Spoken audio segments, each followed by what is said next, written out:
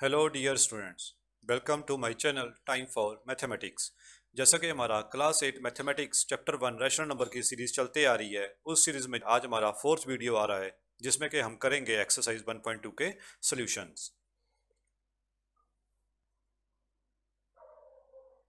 जिसमें हमारा first question कहता है represent the numbers on the number line. तो जो ये रैशनल नंबर हमें 7/4 दे रखा है, इसको हमें नंबर लाइन पे रिप्रेजेंट करना है। और जैसा कि मैंने आपको बेसिक्स वाली वीडियो में बताया था कि इसका हमें सबसे पहले डिनोमिनेटर देखना है। डिनोमिनेटर से हमें पता चलता है कि हमें जो इंटीजर वैल्यूज हैं उनके बीच में कितनी डिविजन्स करनी है। Now we have to do 4 divisions. Next आता है हमारा बच्चे उसकी लोकेशन, कि वो कहाँ पे है, कौन से इंटीजर वैल्यूज के बीच में एक्चुअली वो नंबर है हमारा।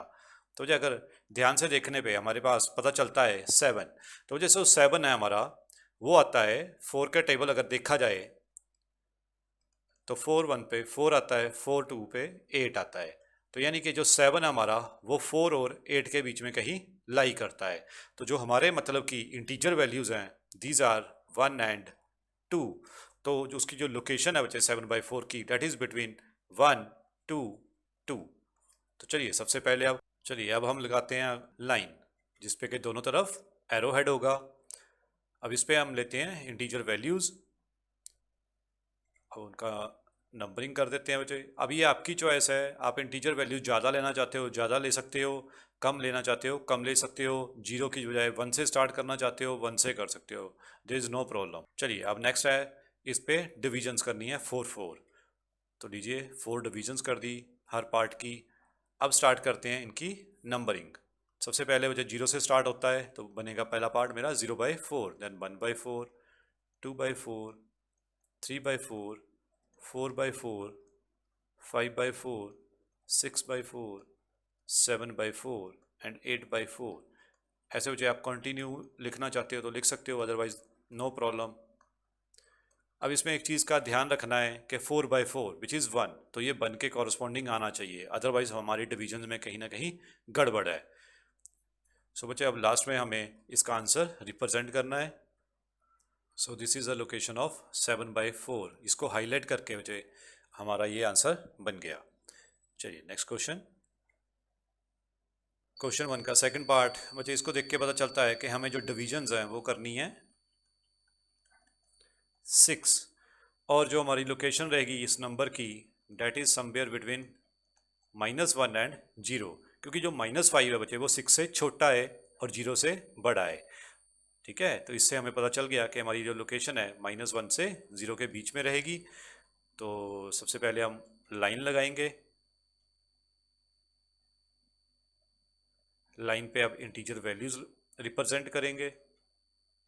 अब इसकी 6 6 डिविजन्स कर देंगे और अब सबसे पहले 0 से स्टार्ट करेंगे। अब देखिए हमें नेगेटिव साइड जाना है, तो इसलिए मैंने 0 को राइट हैंड साइड पे लिया है। 0/6, -1/6, -2/6,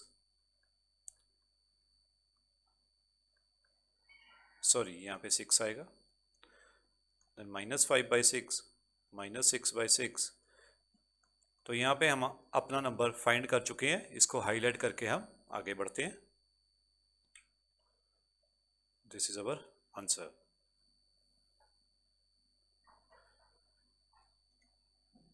नेक्स्ट क्वेश्चन हमारे पास है represent -2/11, -5/11, -9/11 on the number line. तो यहाँ पे बच्चे देखने से पता चलता है कि जो हमें इंटीजर वैल्यूज़ के बीच में डिविजन्स लेनी है वो हैं 11।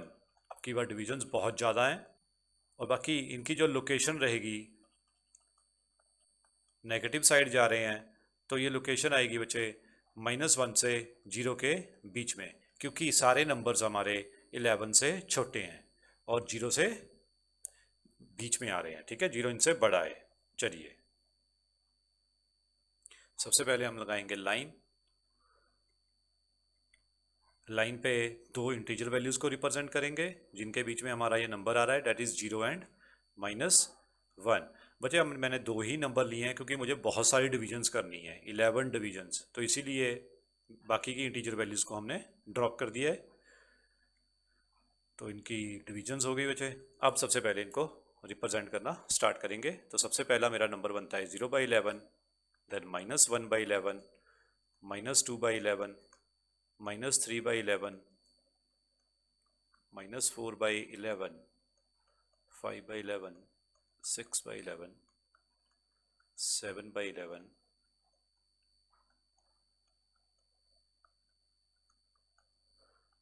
और यहाँ से मेरा वेरीफाई हो रहा है कि मेरी डिविजन्स ओके हैं, बिकॉज हमारे पास -11/11 आ रहा है। तो चलिए अब हम नंबर्स को हाईलाइट करते हैं। सबसे पहला नंबर है हमारा -2/11, जो कि हमने निकाल दिया यहाँ पे, then -5/11, then last one is -9/11। So this is our answer to this question. Next question हमारा आता है, right 5 rational numbers which are smaller than 2। 2 से छोटे रैशनल नंबर लिखने हैं। सबसे पहले हमें 2 को रैशनल नंबर की फॉर्म में कन्वर्ट करना पड़ेगा। तो बच्चे ये नंबर बन जाएगा मेरा 2/1, क्योंकि जिसके नीचे कुछ नहीं लिखा होता बच्चे उसके डिनोमिनेटर में 1 होता है। अब इसके नीचे 1 आ गया है। अब इसको एक प्रॉपर रैशनल नंबर की फॉर्म में कन्वर्ट करते हैं। तो इसको बच्चे मैं मल्टीप्लाई एंड डिवाइड बाय कोई भी एक रैंडम नंबर लेके आप इसको मल्टीप्लाई और डिवाइड कर सकते हैं। कोई भी रैंडम नंबर बचे, जरूरी नहीं है जो मैंने लिया है वही आपको लेना है या जो बुक में ले रखा है वही आपको लेना है। जैसा कि मैंने बेसिक्स वाली एक्सरसाइज में भी आपको बताया था, इसके आंसर्स कभी भी हमारे मैच नहीं करते, बस वो सही होने चाहिए, मैचिंग जरूरी नहीं है। तो इसको मल्टीप्लाई और डिवाइड बाय 3 कर देते हैं।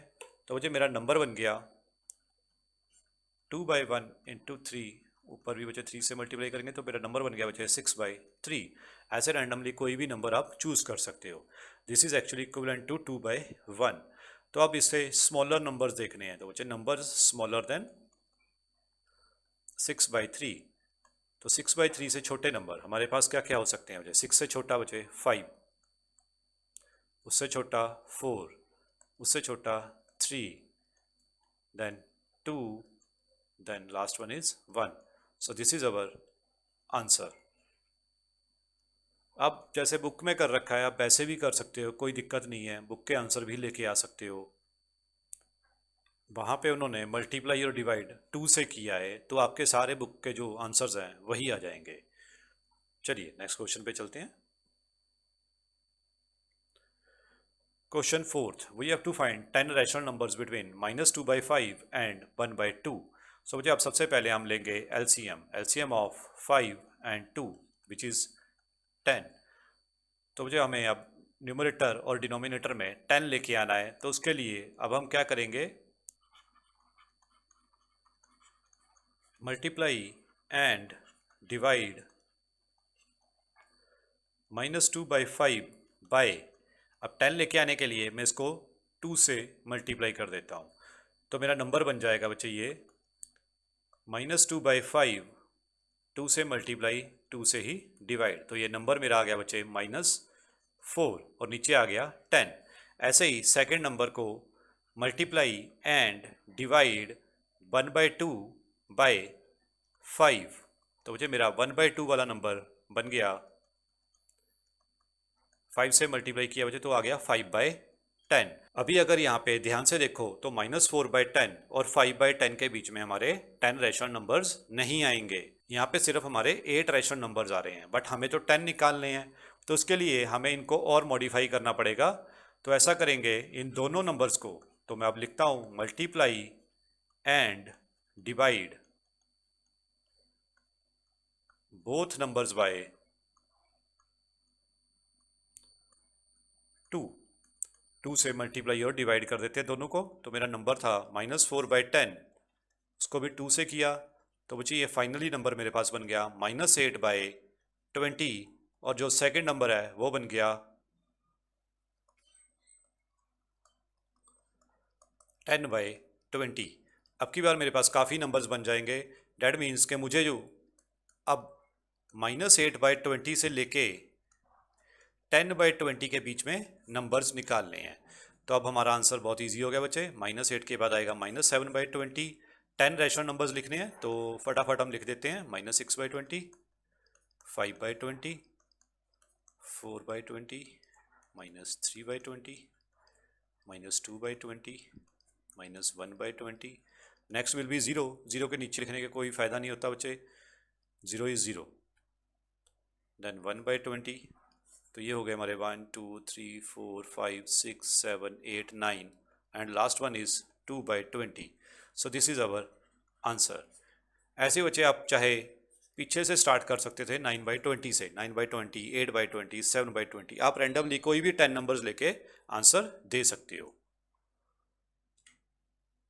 Our next question is we have to find the 5 rational numbers between 2/3 and 4/5।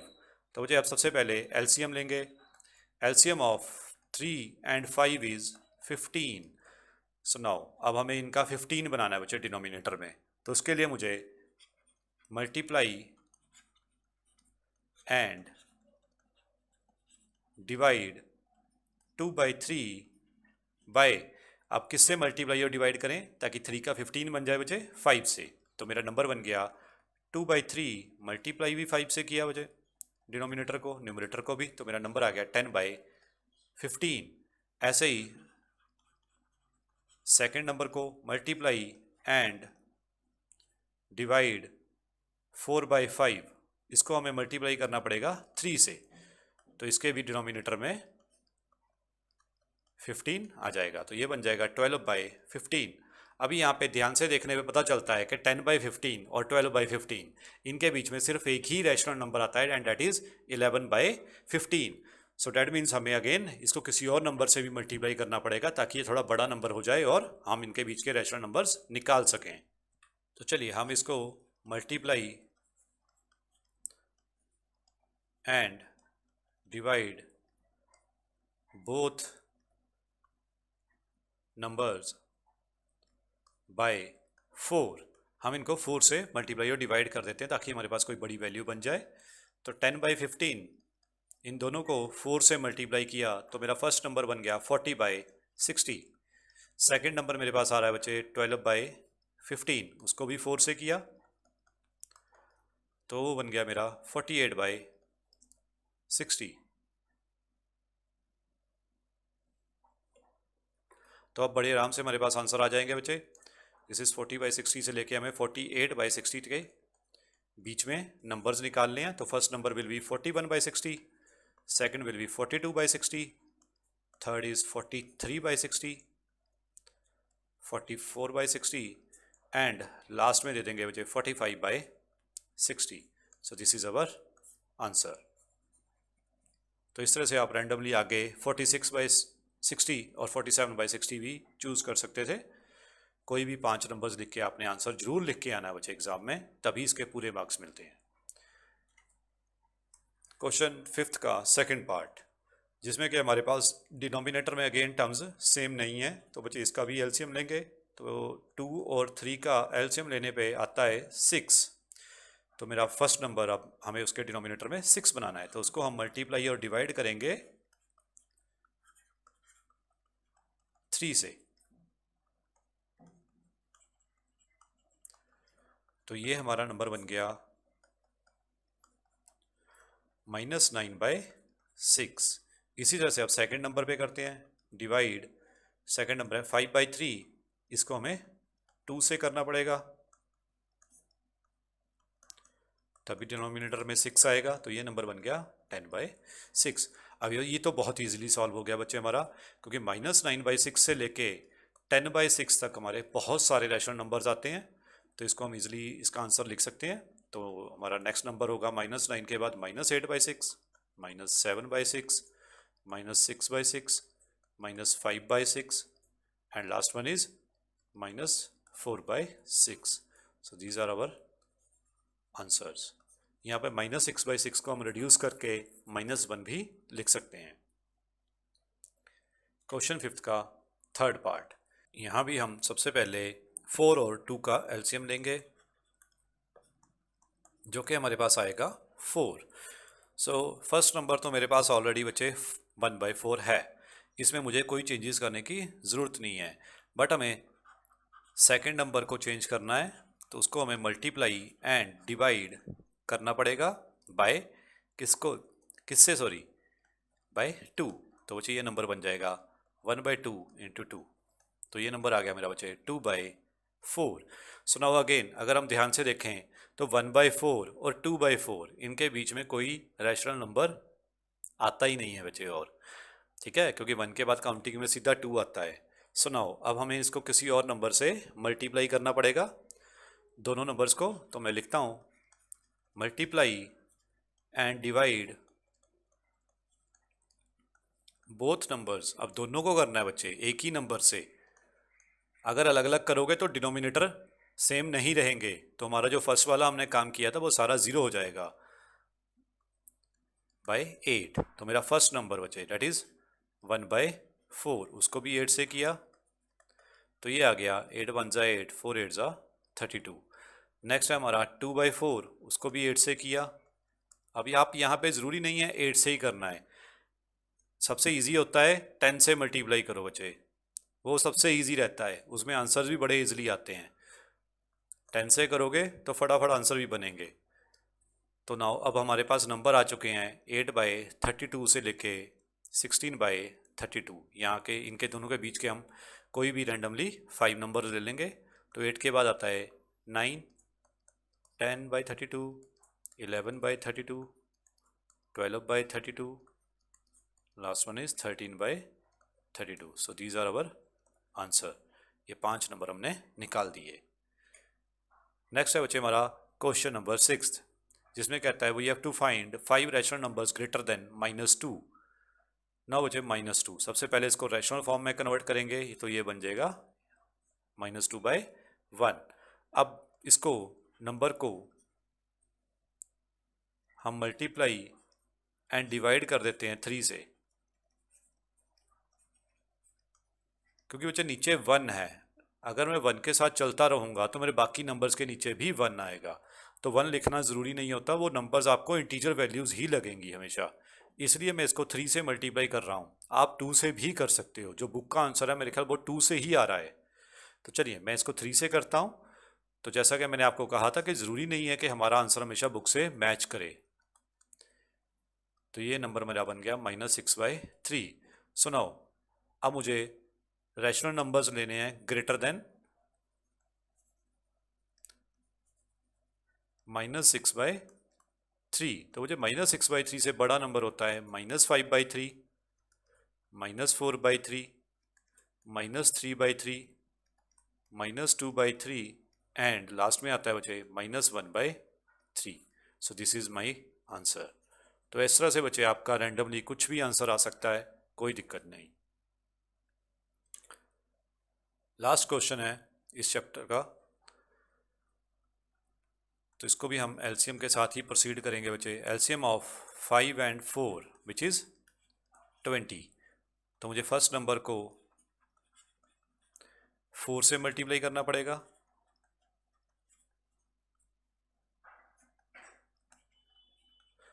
ये बच्चे एग्जाम में जब भी ये ऑपरेशंस करो तो लिखना जरूर होता है, you have to write the statement, otherwise आपके फुल मार्क्स नहीं मिलते। इस चीज़ की आदत डाल लो, ये बोर्ड एग्जाम्स में बहुत हेल्पफुल रहेगी चीज़ आपकी।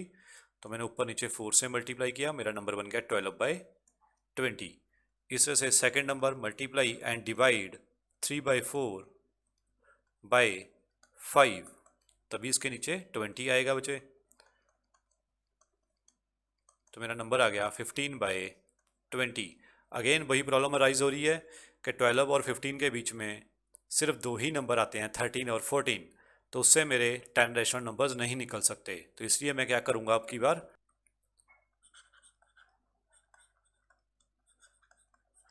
Multiply and divide both numbers. अब की बार मैं दोनों नंबर्स को कर रहा हूँ, इसलिए मैं लिखता हूँ बोथ नंबर्स बाय 8। तो मेरा फर्स्ट नंबर है जो डेट इज़ 12/20, इसको अगर 8 से मल्टीप्लाई करेंगे तो मेरा नंबर बन जाएगा 28/160, 12/896। एंड नेक्स्ट इज़ 15/20, इसको अगर 8 से मल्टीप्लाई करेंगे तो ये नंबर बन जाएगा 120/160। सो नाउ अब मुझे 96/160 से लेके 120/160 के बीच में कोई भी रैंडमली नंबर्स फाइंड करने हैं। तो यहाँ पे मेरे पास आंसर आ गया 97/160, देन 98/160, 99/160, 100/160, 101/160। तो एग्ज़ाम में भी आपको ऐसे कंप्लीट आंसर लिख के आना है बच्चे, बीच में नहीं छोड़ के आना। 104/160,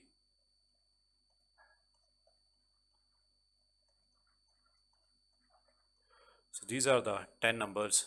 ये है बच्चे हमारा आंसर। तो यहाँ पे ज़रूरी नहीं है आपको 8 से मल्टीप्लाई करना है। ये मैंने बुक का आंसर बनाने के लिए इसको 8 से मल्टीप्लाई किया था। आप बच्चे इसको 10 से मल्टीप्लाई भी कर सकते थे, तो उसके अकॉर्डिंग आंसर्स दे सकते थे। अगर आप 10 से मल्टीप्लाई करते तो आपके आंसर स्टार्ट होते 121/200 से, लेके आप आगे के 10 रेशनल नंबर्स लिख देते। सो this is the exercise number 1.2।